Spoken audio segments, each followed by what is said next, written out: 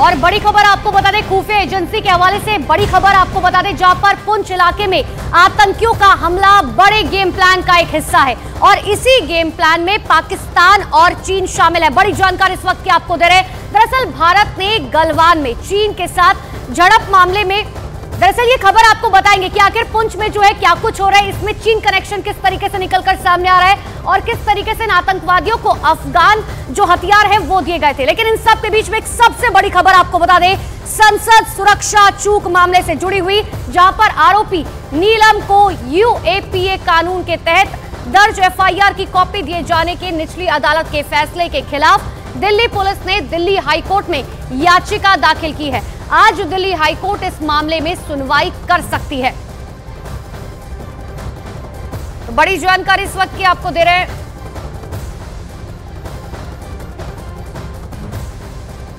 तो बड़ी जानकारी आपको दे रहे हैं, देखिए संसद सुरक्षा चूक मामले से जुड़ी हुई, जहां पर आरोपी नीलम को यूएपीए कानून के तहत दर्ज एफआईआर की कॉपी दिए जाने के निचली अदालत के फैसले के खिलाफ दिल्ली पुलिस ने दिल्ली हाईकोर्ट में याचिका दाखिल की है और आज दिल्ली हाईकोर्ट जो है इस पूरे मामले में सुनवाई कर सकती है। एफआईआर की कॉपी आरोपी नीलम को देने के खिलाफ ये याचिका है, जिस पर दिल्ली हाईकोर्ट की तरफ से आज सुनवाई की जा सकती है और कोई फैसला सुनाया जा सकता है। संसद सुरक्षा चूक मामला, जिसमें निचली अदालत के फैसले को दिल्ली हाईकोर्ट में चुनौती दी गई है। यूएपीए के तहत ये दर्ज पूरा मामला, जिसमें और ज्यादा जानकारी के लिए हमारे सहयोगी विक्रांत हमारे साथ फोन लाइन पर जुड़ चुके हैं। विक्रांत, क्या जानकारी? देखिए, न्यूज 18 इंडिया के दर्शकों को हम पहले बड़ी जानकारी देना चाहेंगे कि आज दोपहर 2:30 बजे इस मामले की सुनवाई होगी दिल्ली हाईकोर्ट में। दिल्ली पुलिस ने इस मामले में ये कहा है कि निचली अदालत ने अपने फैसले में कहा कि जो एफआईआर इस मामले में दर्ज की गई है यूएपीए कानून के तहत, उसकी प्रति आरोपी नीलम को दी जाए, ये उसका अधिकार है। हालांकि दिल्ली पुलिस का ये कहना है कि ये बहुत ही सेंसिटिव मामला है और एफआईआर में कई सेंसिटिव जानकारियां भी लिखी गई है। इस मामले में एफआईआर नहीं दी जानी चाहिए। उसने निचली अदालत में भी इस मामले का विरोध किया था। हालांकि निचली अदालत के जज उनसे सहमत नहीं हुए थे और उन्होंने एफआईआर की कॉपी के साथ साथ वकील को मिलने की भी अनुमति दे दी थी। अब हाईकोर्ट में इस मामले की सुनवाई होगी, 2:30 बजे इस मामले की सुनवाई होगी और दिल्ली पुलिस नहीं चाहती कि जो एफआईआर यूएपीए के तहत दर्ज की गई है वो आरोपियों को दी जाए, क्योंकि उसमें काफी संवेदनशील जानकारियां दर्ज है।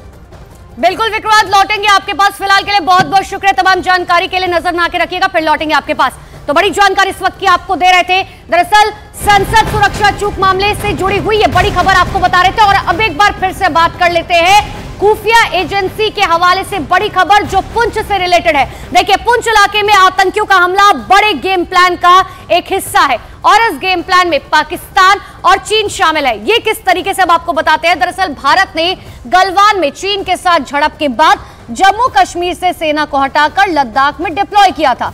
इतना ही नहीं, भारत सेना ने राष्ट्रीय राइफल्स की पुंछ में मौजूद कुछ टुकड़ी को लद्दाख में भी डिप्लॉय किया हुआ है और इसीलिए चीन की शय पर पाकिस्तान पुंछ में लगातार आतंकी हमले करवा रहा है।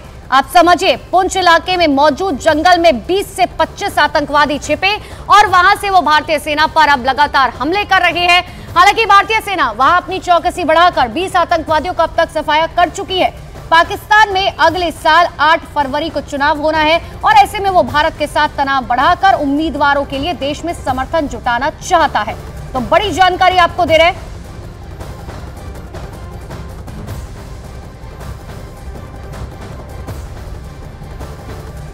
और ज्यादा जानकारी के लिए हमारे सहयोगी तेजिंदर सोढी हमारे साथ फोन लाइन पर जुड़ चुके हैं। तेजिंदर सोढी, देखिए ये बात तो क्लियर हो चुकी है कि भारतीय सेना ने जो कुछ किया वो अपनी चौकसी बढ़ाने के लिए किया, लेकिन अब दोनों ही तरफ से, चाहे पाकिस्तान की बात करें या चीन की बात करें, ये कोशिश की जा रही है कि भारत की जो शांति व्यवस्था है उसे किस तरीके से भंग किया जा सके। देखिए, बिल्कुल सही कहा आपने। ये एक लार्जर गेम प्लान है पाकिस्तान और चीन का। दोनों भारत के कट्टर दुश्मन ये मिलके इस तरह से एक साजिश रच रहे हैं कि भारत जो है वो ईस्टर्न लद्दाख से अपनी जो उनकी सेना की डिप्लॉयमेंट है उसे कम करे। अगर आपको याद होगा, गलवान इंसिडेंट के बाद भारतीय सेना ने चाइना को नाकू चने चबाए थे, लेकिन उसके बाद लगातार पुंछ और राजौरी में आतंकी गतिविधियां जो है वो जो है पाकिस्तान वहां पर आतंकी गतिविधियों को भड़काने में लगा हुआ है। अगर आपने इस चीज को देखा होगा, जब से गैलवान का इंसिडेंट हुआ था तब से ही पुंछ राजौरी में आतंकी गतिविधियों में बढ़ोतरी हुई है। भारतीय सेना ने कुछ यूनिट जो है पुंछ राजौरी, क्योंकि टेरर फ्री इलाका घोषित कर दिया गया था, वहां से कुछ यूनिट्स को जब ईस्टर्न लद्दाख में चाइना के साथ जो संबंध है वो खराब हुए थे, तो कुछ सेना की टुकड़ियों को पुंछ राजौरी से ईस्टर्न लद्दाख के लिए मूव कर दिया गया था। लेकिन उसके बाद ही पुंछ राजौरी में पाकिस्तान ने आतंकी गतिविधियों को बढ़ा दिया, जिस वजह से पाकिस्तान ये चाहता है। लेकिन ये बात समझनी होगी कि चाहे पाकिस्तान की बात करें या चीन की बात करें, बहुत स्ट्रैटेजिकली जो है काम किया जा रहा है। एक तरफ चीन ये चाहता है कि भारत का दबाव जो है वो लद्दाख में कम हो जाए, दूसरी तरफ पाकिस्तान की बात करें, पाकिस्तान ये चाहता है कि आने वाले चुनाव में जो है वो ये कोशिश कर सके दिखाने की कि देखिए भारत के साथ हमारा तनाव बढ़ता जा रहा है और उससे जो है उम्मीदवारों के लिए जो है वोट जुटाए जा सके। पाकिस्तान ये चाहता है, देखिए पाकिस्तानी सेना जो है वो वहां पर पाकिस्तान में सबसे पावरफुल इंस्टीट्यूशन है और पाकिस्तानी सेना ये चाहती है कि इस बार जो कठपुतली सरकार पाकिस्तान में बने वो पाकिस्तानी सेना के इशारों पे नाचे। पाकिस्तानी सेना का ये मंसूबा है कि जिस तरह पुलवामा हमले के बाद भारतीय सेना ने बालाकोट में एयरफोर्स ने स्ट्राइक की थी, उसके बाद पाकिस्तानी सेना के लिए एक सिंपैथी वेव पाकिस्तान में आई थी।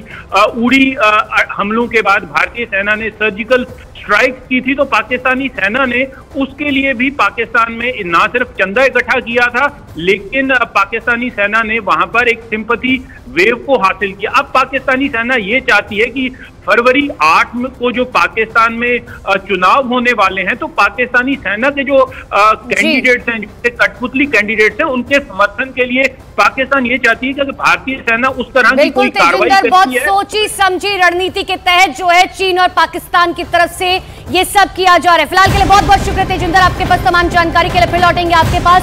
एक बड़ी खबर पुंछ से जुड़ी हुई आपको बता रहे हैं। एक और बड़ी खबर बता दे, पुंछ में आतंकी हमले को लेकर बड़ी खबर सामने आ रही है। पता ये लगा है कि हमले में कुछ 3 से 4 आतंकवादी शामिल थे और ये सभी आतंकवादी पाकिस्तान के ही बताए जा रहे हैं। इन आतंकियों ने हमले से पहले इलाके में रेकी की थी।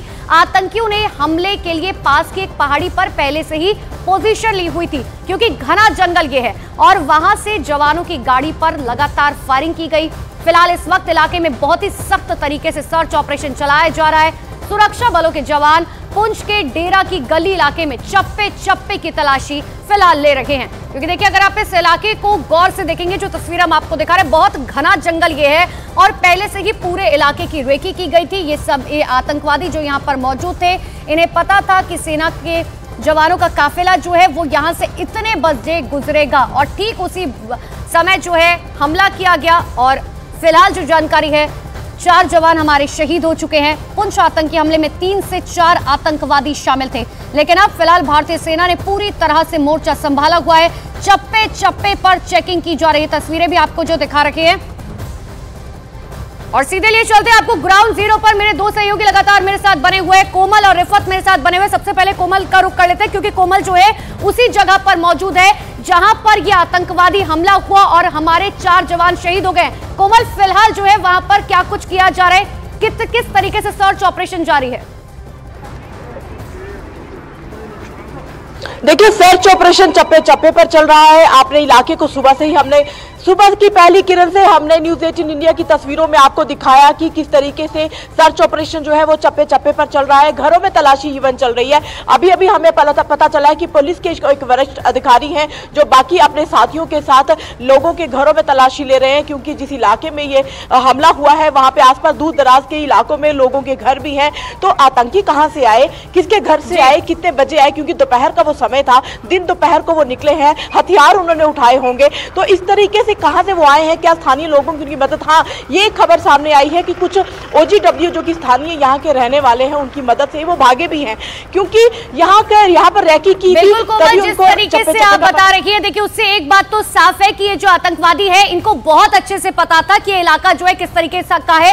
रिफत के पास रुक कर लेते। रिफत, जिस तरीके से लगातार ये अधिकारियों की तरफ से बात कही जा रही है कि इन आतंकवादियों को बहुत अच्छे से पता था कि इलाका जो है किस तरीके का है, किस तरीके का घना इलाका है और कब जो है ये काफिला यहां से गुजरेगा।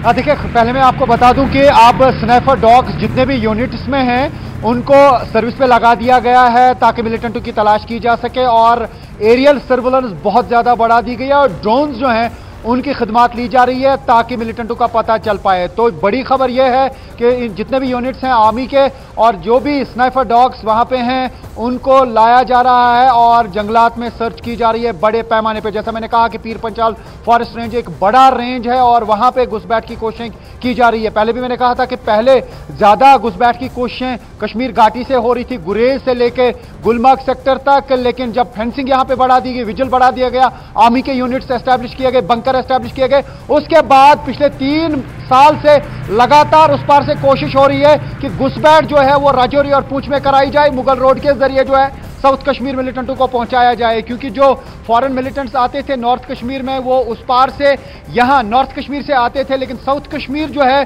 फॉरेन मिलिटेंट्स नहीं पहुंच पाते थे। तो ये एक स्ट्रैटेजी उस पार से लगाई जा रही है। और दूसरा ये कि जिस तरीके से हाल ही में बीएसएफ के आईजी ने कहा कि 250 से लेकर 300 मिलिटेंट लाइन ऑफ कंट्रोल के उस पार अलग अलग जगहों पे लॉन्चिंग पैड्स पे है जो इन्फिल्ट्रेट करना चाहते हैं। तो सबसे बड़ा सवाल यह है कि जो मिलिटेंट जिन्होंने ये अटैक किया क्या वो इसी जंगल में है या वहां से कहीं और उन्होंने शिफ्ट किया, जिनकी तलाश लगातार जारी है।